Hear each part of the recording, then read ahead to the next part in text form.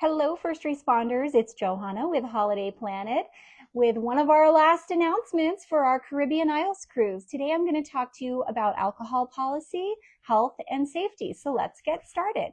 First of all, on board the ship, they have two types of onboard credit with Virgin Voyages.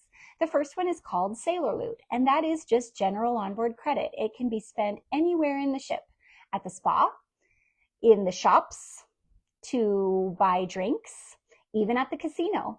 Sailor Loot can be used anywhere on board, including on drinks. The other type of onboard spending money is called Bar Tab, and that can only be used for drinks. It is pretty flexible. It could be for non-alcoholic drinks, specialty coffees. You can use it to buy bottles of wine or champagne. You can use it to buy drinks for other people, but it is only for drinks, whereas Sailor Loot is for everything, including drinks. Virgin's alcohol policy for carrying alcohol on board is that you can bring up to 2 bottles of wine or champagne per stateroom. Sorry, no liquor and no beer. Hi, Rob. But you can bring 2 bottles of wine or champagne. If you drink those in one of the restaurants, Virgin charges a $25 corkage fee. If you'd like to avoid that, just open the bottle in your room. There's a corkscrew in there already, and you can request wine glasses from your stateroom attendant and just take the glasses of wine to dinner with you. Then there's no corkage fee.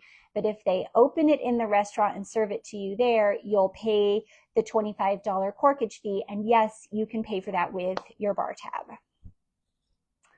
Also, it's important to note that if you take any liquor or bottles of wine or anything like that and put it in your checked bags when you board the ship, they will remove it from your checked bags and they will stow it for you until the conclusion of the cruise. So your 2 bottles of wine that you're bringing on board with you, you should hand carry those onto the ship.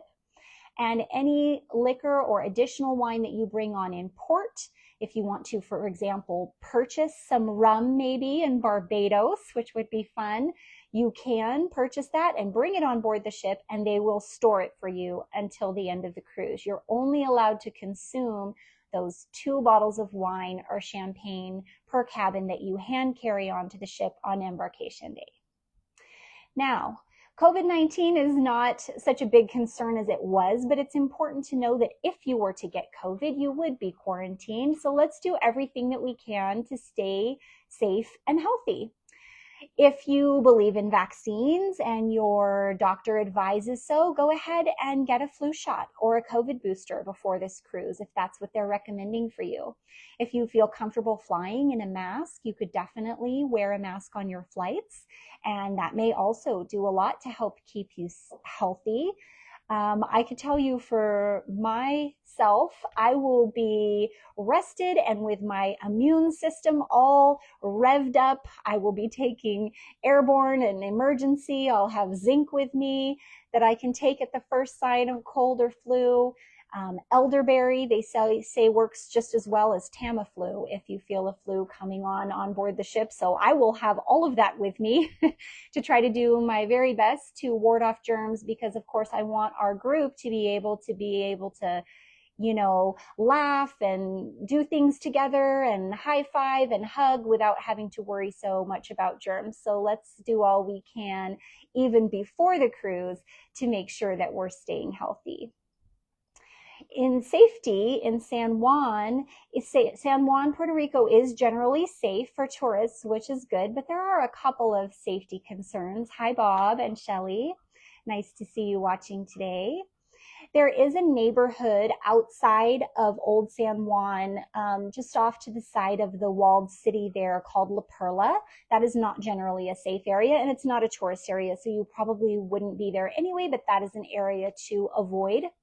The other main thing to know in San Juan is that petty theft and pickpocketing is a thing, especially in crowded areas or on the trolleys or around parking garages. So just some general safety considerations. It's basically the same ones that I would say if we were going to Europe.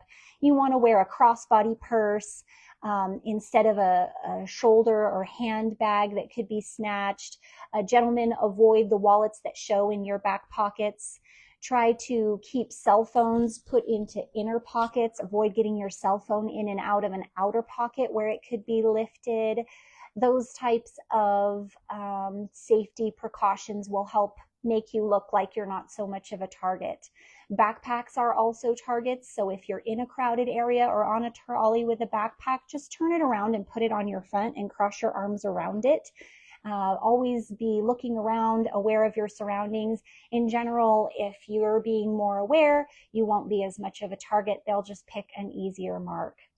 Finally, there are some strong tides in the coastal waters around San Juan, so be very careful when you're swimming, and always listen to lifeguards or look at posted signs about swimming conditions before you swim in that area of Puerto Rico. And that's all I've got for you today. I'm really looking forward to seeing you all there in just a couple weeks. I'll be back with more updates soon to get us ready to depart. Bye, everyone.